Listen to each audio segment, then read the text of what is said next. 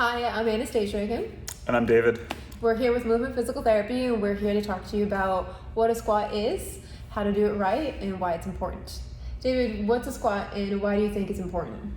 Yeah, so a squat is just a training exercise where you're lowering yourself using your lower body, your knees and hips typically, and then raising yourself back up. And you can see people doing this at the gym with a weighted barbell, with just body weight or dumbbells, any number of ways. So I guess for my training, my background is mostly in powerlifting and in strength training. So I usually think about it as something that we're doing with a barbell, but I think that you can really do it in any number of ways. And the reason I think it's important from that perspective is because it's a compound exercise that uses not just your legs, right, like your hamstrings or glutes, your calves, but also your core. So it's one of these key exercises along with things like bench press and deadlift. So it's really one of those foundational exercises in my opinion. For sure. Yeah, you got definitely a large portion of it. Squats are essential, obviously, in a general sense. You're just lowering your body weight and picking it back up, and you can load it in different ways. The reason why it's important, aside from it just being exercise, you do it all day long, you don't realize. You need to squat to get down to the chair and then to be able to lift yourself back up, right? Same thing with the toilet. Think about your grandma or your grandpa that can't sit down in the toilet without falling over and needs help to get back up.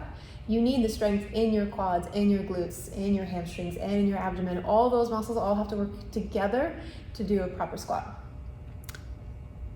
Yeah, so I agree, it's definitely one of those key activities because of that. So maybe that can lead us to another question then.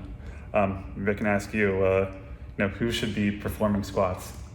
I would say generally everybody. It's a good exercise. Obviously there are caveats if you have injuries or something like that prevent you from doing a squat, but squats are really good, because they're usually body weight, so it's going to be helpful with bone density as well as strength and function. So do you think if you can't do a squat currently, then that it should be a good goal for you to train towards learning how to do one? Absolutely. You squat everywhere. You need to have the strength, and even if you have, say, a hip issue or a knee issue or ankle issue, physical therapy can really help you get past that pain or that disability that you're having, or find you modifications so you can do the squat and move on with your life at a higher function. Yeah, I think we can talk more about it as we go on, but even from the dynamic stretching standpoint, which we've been talking a lot about, it's a good stretch to be able to work towards because of how key it is as a compound movement. Mm-hmm. Not just for the sake of lifting or being healthier, but also just being able to perform basic functions. We all know a lot of elderly people who can have just difficulties, getting up from the toilet or standing from the floor, right? Like where they're just sitting position, needing to climb onto an object that's nearby in order to lift themselves up. But very important. Yeah, being able to do that with their own faculties is pretty important. So one of the common misconceptions that maybe I'm giving it away already, but one of the things I would hear a lot when I first started lifting is that squats are bad for your knees. And I think that some of this might have been dispelled by now, but maybe we can talk a little bit about why or why not squats are bad for your knees. Sure. So squats are bad for your knees if you're doing it wrong, obviously. Knees are really built functionally to move two directions, bent or straight or bent or straight. You have a little bit of wiggle room with some rotation and a little bit side to side, but not a lot. And you've got ligaments and that hold everything together basically. So if you're squatting and your knee isn't just going straight back and forth, you're putting a lot of load on those different ligaments and connective tissue and meniscus and all that stuff in there where it can start to wear away or tear something. So basically you want to really make sure your knees are in line rather than being buckled in, to really make sure all the forces are going through your knees correctly. So you're basically making sure that your knees remaining a hinge. Correct. Obviously, it's not just a hinge joint. You've also got the patella in there that has to slide correctly, but that's a whole different issue. Cool. Yeah, maybe we can talk about then the basics for a squat. Sure. So the basics of a squat is going to depend a little bit different from person to person based on sex, height, all that good stuff. Just because women have a wider pelvis, whereas men have a narrower pelvis, I always prefer to do a wider base squat. It's easier for me, whereas you prefer to do narrow base. Yeah, I do one of those squats where my feet are probably closer to being shoulder width. So Billy, it sounds like the anatomy of a squat can change a bit depending on the person that's performing it, right? And it'll also change if you have limited knee motion or you have flat feet. It really depends. But basically, you want to start shoulder width, and there's always confusion whether it should be pointed straight or pointed out. Honestly, I say whatever feels best and whatever makes your knees look the best. So you always like to squat with your feet pointed forward. I always turn my feet out. It's just personal preference, what makes the technique look best. Yeah, so before we start doing some examples, maybe we could talk a little bit about what muscles are activated when we're doing a squat, and maybe where they're being activated. Sure. We're going to hit probably 4 different muscle groups, and before we start, I want to make sure people understand the differences in how the muscle's working. So I'm going to use my bicep as an example. When you use your bicep, your elbow bends, right? Biceps really easy. You can see it pop up. Maybe you can demonstrate better, please. There you go. See the big bulk of muscle? All the muscle fibers are contracting to bend the elbow. But go ahead, bend that again. If I put force on it, hold it there, and you slowly start to straighten your elbow. Do it one more time. Go a little slower. Really resist me. Good. The bicep's still working, but you see the bump goes away. The bicep's still holding the load of my arm, but the muscles are elongating. Okay? So concentric is when everything's coming together, all the muscle fibers. Then eccentric is when it's working, but all the muscle fibers are lengthening. Which one do you think is harder? I actually found it harder when you were making me slowly release it. Eccentrics are always harder, definitely. But that is where the beauty of all the muscles lies, where you get that really peak performance out of your muscles. So quadriceps, so your quads, a really big hunky muscle on the front of your thigh. You've got 4 of them, okay? What they do, they straighten out your knee, okay? So they actually work the most when they go to push you up from a squat, but they also lengthen as they're working as you're lowering down into a squat. So if I make somebody do eccentric squats, they're gonna feel their quads burning a lot. So in an eccentric case, we basically are very slowly squatting down, and it'd probably be even tougher if you had some kind of load on there. Absolutely. Usually this is the easiest part, right? Like you can just kind of drop down, but if you're really trying to slowly control If you're really isolating how slow you're going and it's really, really controlled and it's not a drop. Yes.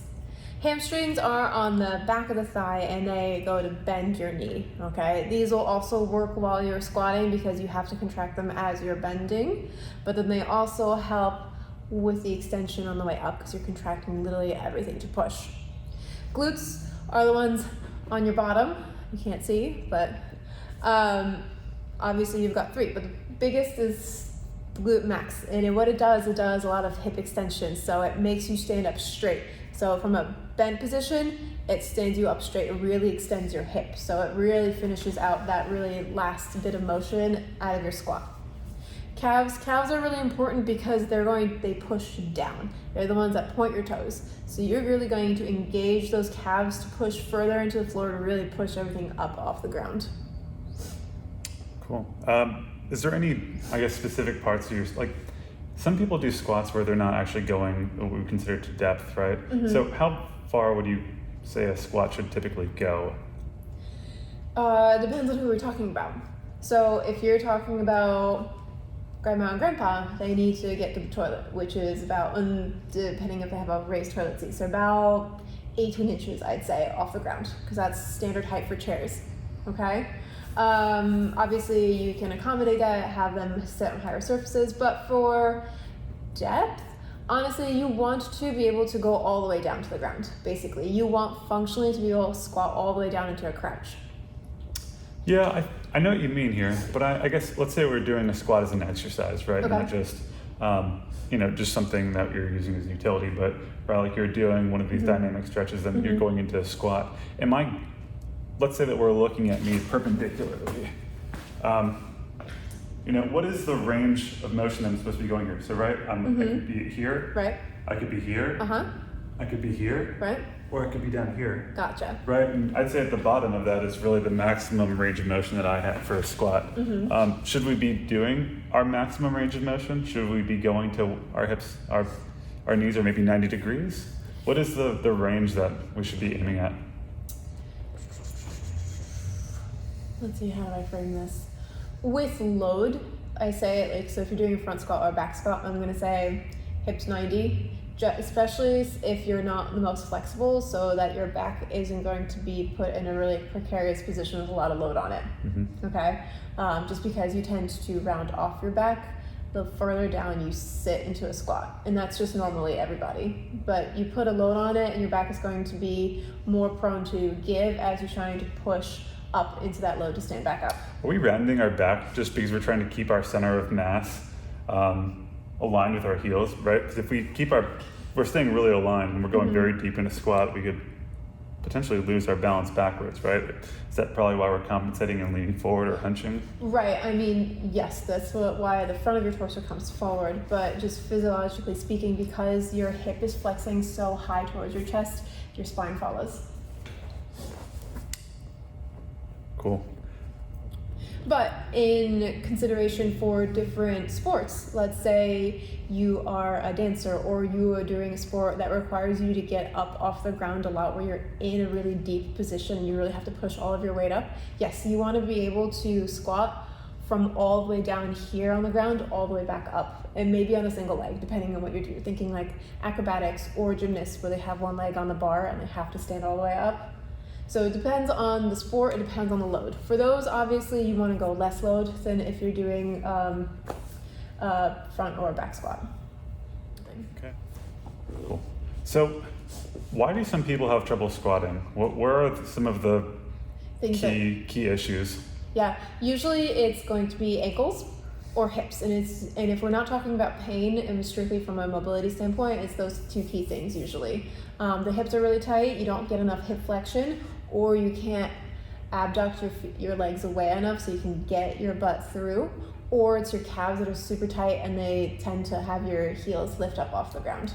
I know when I started weightlifting, I really couldn't squat, and it was a hip issue. I just had extremely tight hip flexors, and the motion would just get stuck about a quarter of the way down, and I just couldn't push it any further. So, at the time I was just in school and I was just trying to do stretches in order to help with that. But what are some of the dynamic stretches that people can do before they start doing their squats in order to basically help them being able to do this more functionally, reach depth, have better form? So basically, usually the issue I run into is that people need to stretch hip flexion and hip abduction. You need to go forward and you need to go to the side. So usually we'll try to target all those together by stretching out their hip flexors and hip adductors, okay? Usually with a lunge and with a rotation on top of it to really try to angle those hips open. For the calves, it really depends on the tolerance of the person, but there are a couple of stretches where we can show you for the calves to really help you open those up as well. First two? No, it's okay. All right, so we're gonna run through 3 exercises for the hips, and this is not everything. This is just really some really key exercises that I like to throw in and see how patients respond to them. And then we're gonna do 2 for the ankles and the calves. All right, first, we're gonna start kneeling on one knee, please. Good, really nice and simple, good hip flexor stretch. Hands on your front knee, good. And I want you to lunge forward, keeping your chest up as much as you can. Good, and if you feel like you can go further but your knee can't, scoot your left foot forward for me. Good, good, go ahead, repeat 10 times here. This feels familiar. It does.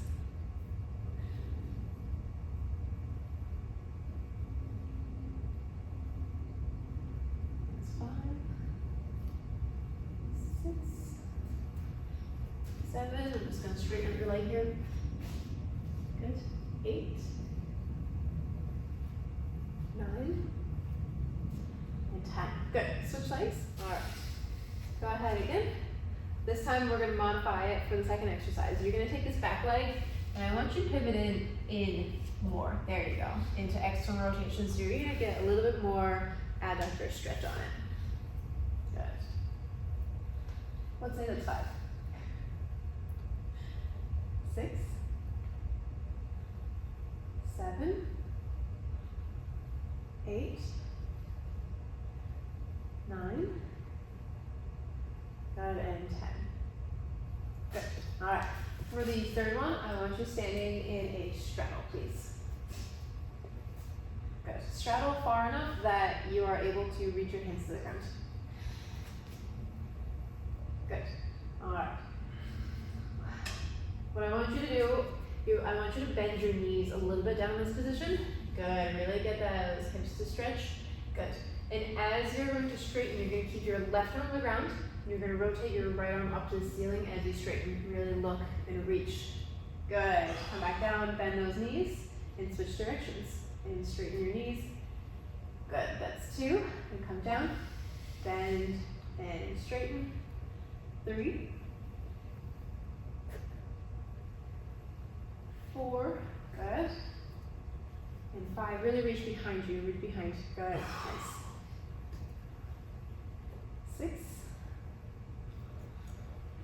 7, and try bend those knees a little bit deeper each time. 8, 9, and you want to keep your heels on the ground as much as possible. And 10. Very good. How'd that feel? Felt good. That actually felt really nice in my back. Yeah. We're also going to work on a little bit of intentional hip swings and some rotational movement for some swings. Okay, so we're going to do 2 extra movements here. So I don't particularly like leg swings because people don't do them right. So you can't just kick like this. You're more bound to hurt yourself. So I want you to be more intentional as to where you want your leg to go. Bring it back and then bring it behind you or forward with an understanding of what you want to stretch. So bring it forward. Yes. Nice and controlled. Bring it back. Good. Forward and bring it back. Good. How many of these should I do? Probably about 10. That's 4.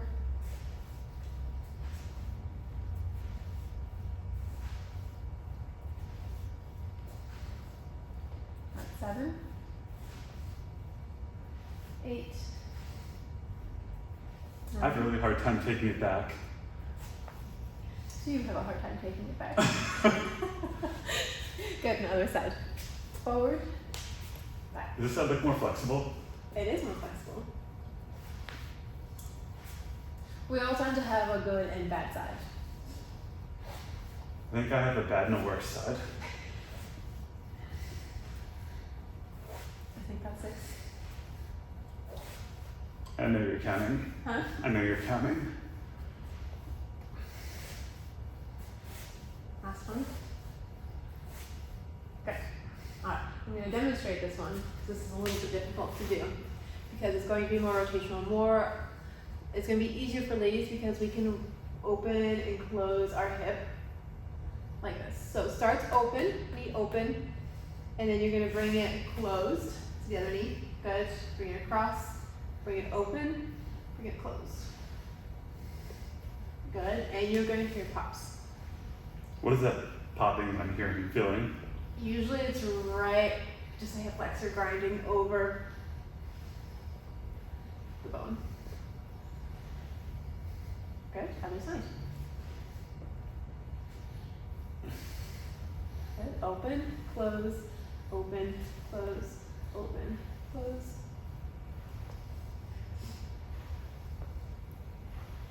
So it's loosening up the hips. Mm-hmm. Good, it's done. Cool. What else do we do? Calves? Yeah. Okay. I already know one of hers is tighter than the other. Okay. Easiest, most cheating way is to just grab one of these to stretch on it. But So basically just stand on it and I stretch yep, it like that. that's the easiest way, but we're gonna do it more in a repetitive way so that it's not Static stretch or? static Yeah. stretching. So, same thing, one leg at a time. Okay. Good. The other leg is going to be just toe touch for balance. Mm-hmm. And you're just going to bend your left knee over your toe 10 times. Keep that heel down on the platform though. Wait, how do I get my heel down? You Bend know it. this. Okay, good.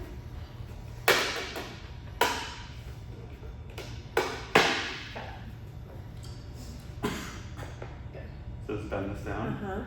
Left knee over left toe. Keep that left heel down. Right foot there. Oof. Yeah, it's tight.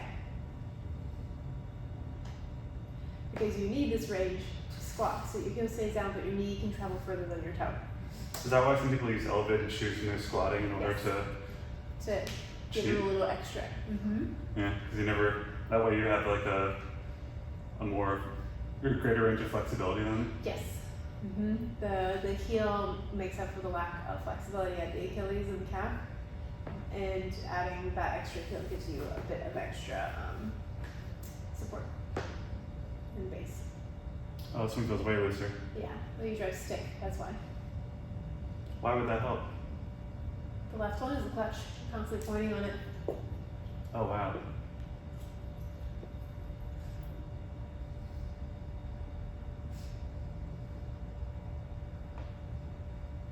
I think that was 10-ish. That would be about 10. Okay. Okay. Well, let's say perhaps you don't have a nice block like this at home. You take a textbook that you don't like, you never used. It's not true. We all love all of our textbooks. All textbooks And matter. you would put it on the floor, preferably up against the wall on this side, and go ahead and put your ball or foot right on the edge there. Mhm. Good. And that's your platform. And you do the same thing. And you can adjust the height of the book depending on what you need. Just like that. Move the right leg out of the way. There you go. Just completely left it. Yeah, I guess if you have something to hold on to, you really don't need other foot even You there. don't need it. Okay. Good. Okay. Last one. Alright, so you're going to get into a half kneeling position with that band around the front leg. A half kneeling position. Yeah. Nice So and like- close. That's going to be around your ankle. Oh. And you're going to face the camera, or that right there is good. Okay. So this is actually going to be a self-mobilization technique that I'm going to teach you really quick. So David has a nice thick band looped around his front leg here. What we're trying to do, we're trying to increase how far his knee can go over his toes. So right now, the band is above where his ankle bones are, his malleoli. So what you want to do, you want to bring that foot back a little bit, because I'm going to adjust it, bring it back more. Good. You want to put it below where the ankle bones are. Good. Now bring it back out. Good. All right. Same deal. Heel stays down. You're going to bend forward as far as that knee can go. Ooh. Yeah. Good. 2, 3, 4, 5, 6, 7, 8, 9, and 10. Could you explain this one a little bit more? So we're basically pulling the Right. ankle back as the knee's going forward. Correct. And what is that doing? So basically you have your 2 ankle bones on either side, right? Mm-hmm. And you have a bone called the talus that sits underneath it. Basically, I have the band underneath where the ankle bones are, so it's keeping the talus back this way, as you're trying to bend that way. So I'm increasing the flexibility from the ankle and really stretching out the calf there. Good. Let me see you do it by yourself. That might slide, so you might have to adjust. Yeah, I was going to ask next is how easy can someone do this by themselves? Pretty easily, actually. Yeah? Tasha did this. She still does this.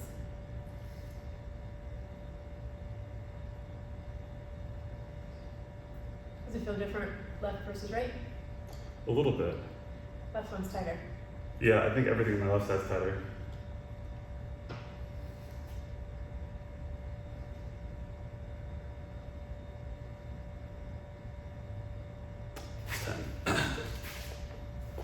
And there you go. 2 things for your ankles and your calves. Great. Nice job. Thank you. You're welcome.